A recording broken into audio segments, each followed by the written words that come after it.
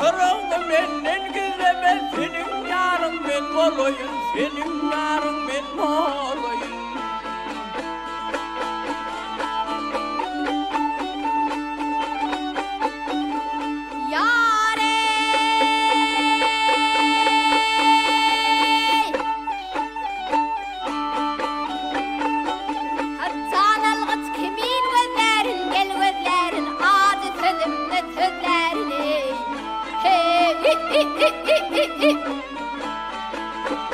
Kırımda tennen gözlerin, tennen bana yar olur mu? Tennen bana yar olur mu?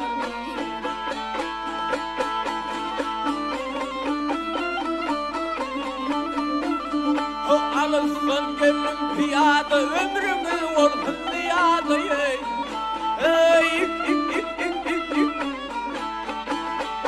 Nedi beni koyma, o da senin yarın ben olayım, senin yarın ben olayım.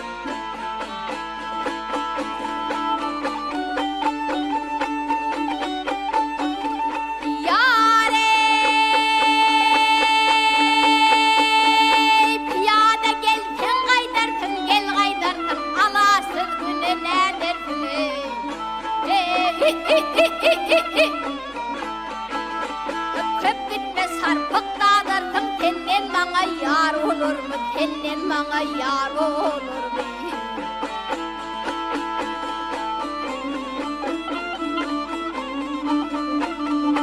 Benim tülgülür tökür ben, emrettim dağlar yıkar beni.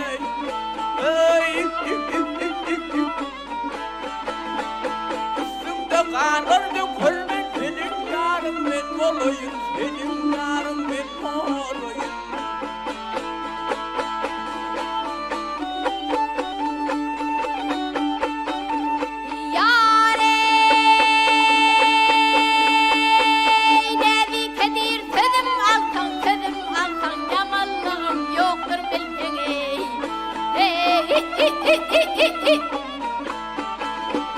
Heder gidip sonra gelken sonra yarın ben olayım, sonra yarın ben olayım.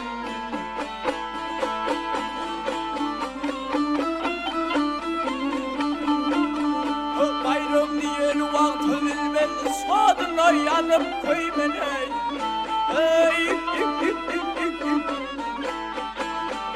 Şundan üstem kaydıp gelme, şugun yarın ben olayım, şugun yarın ben olayım. Heder gidip sonra gelken sonra yarın ben olayım. Şugun yarın ben olayım.